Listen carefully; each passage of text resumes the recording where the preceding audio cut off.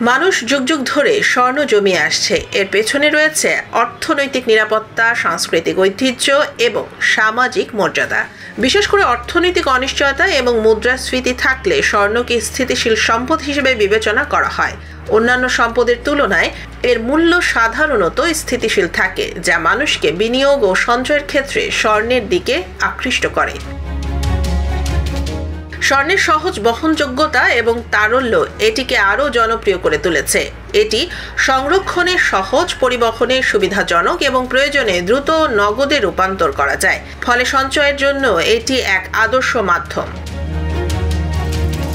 সাংস্কৃতিক ও ঐতিহ্যগত দিক থেকেও স্বর্ণের গুরুত্ব অপরিসীম। বিয়ে, পূজা এবং অন্যান্য অনুষ্ঠানগুলোতে স্বর্ণের ব্যবহার বহু প্রজন্ম ধরে চলে আসছে। সামাজিক মর্যাদার প্রতীক হিসেবেও স্বর্ণকে দেখা হয়। সম্পদ ও ক্ষমতার প্রতীক হিসেবে এটি মানুষের আকর্ষণ বাড়ায়।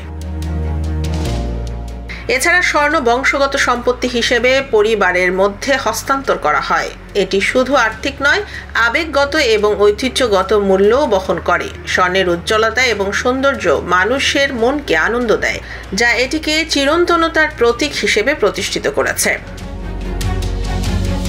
সর্বশেষ বলা হয়, মানুষ স্বর্ণ জমায় নিরাপত্তা, বিনিয়োগ, সামাজিক মর্যাদা এবং ঐতিহ্যবাহী মূল্যবোধের জন্য। এই কারণে এটি এখনও সঞ্চয়ের এক জনপ্রিয় মাধ্যম।